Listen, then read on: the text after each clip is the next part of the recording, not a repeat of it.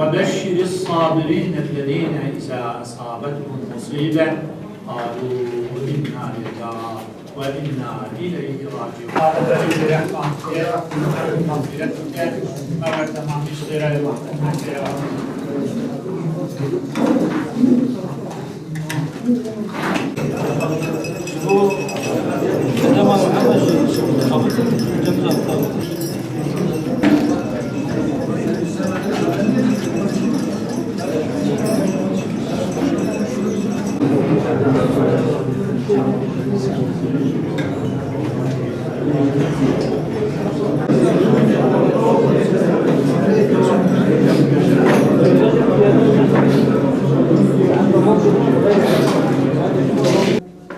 gerek xabatiyete o divê xwe jî pir eziyet kişandine.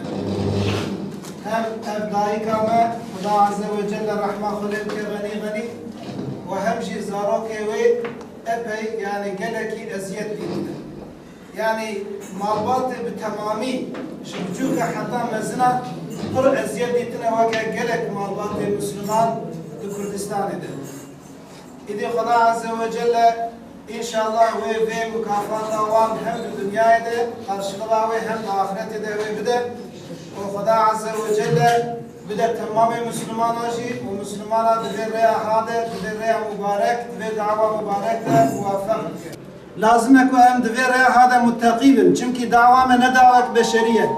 dava me ne dava male ne dava mekame dava rêya Xuda Azze ve Celle'ye جبر في قاسي ناشب ها تدعوة دني ناشب ها يعني ترى دني جبر في لازمه كو عمد في رياضة زيادة صميمي زيادة متقيبا زيادة خب بسبيرنا خدا عز وجل خبرايا خدا عز وجل فقريبدن حتى خدا عز وجل جي ريا قرتي لبرمفك موافق بك ام بيا زانبن كو اگر ام جي وكفان انساني كو دعوة بشري دكن ام بخازن بشكل وان ام بيش كفن ام هي بباش كفن وام هندا ببن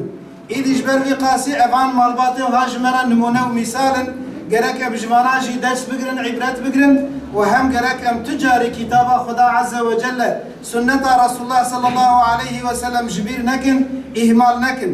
جمرة بذي دعوة هانده صميميات تقوى براتي فداكاري إخلاص راستی و درستی جمر لازمه ده هر زمان ام جوانا نقتن و چقاس ام هر نم وی تشتی قوت بگیرن دناب خدا قوتا و زیده بکن داب خدا عز و جل جی آلی کاریا وی بیتر جمر وره ایجا هم زیده دریج ناکن خدا عز و جل ما دوان وصفه هذا بپیش ببه ما فتنه آخر زمان محافظه بکه وان انسان کد خوازن وی ملته ها وی گلی کردستان ای کرمانج بخوازن کشوی ریا هانه بقتن خدا وان موافق نکه خدا عز و جل و فتنه کد خوازن بکن سری وانده وگرینه خدا عز و جل تمام مسلمان آج فتنه وان بپارز محافظه بکه و خدا عز و جل و دعوه خشی روژه کی بری روژه کی زو سردست بکه و سربست بکه و موافق بکه و مجی بکه وسیله جوی دعوه هانه را متبا بکه عسکر و خدمتکار دوی دعوه ده